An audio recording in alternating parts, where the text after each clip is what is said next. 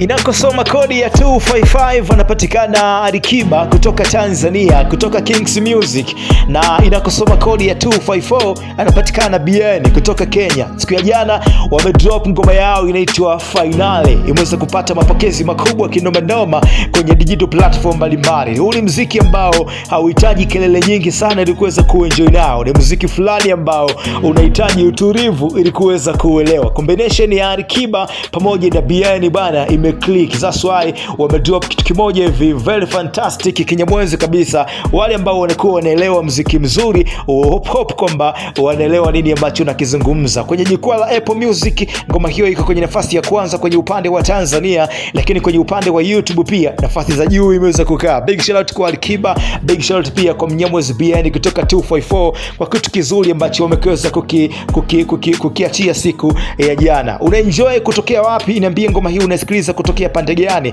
na niambie ujasikiliza. Kama bado hujasikiliza pia kimbia sasa hivi kwenye digital platform zote, nenda kaenjoy nalo. Mimi naitwa Chris JR, Division 1 presenter all the way kutoka nyumbani Tanzania. Hii ni Chris Media 24. Keep enjoying.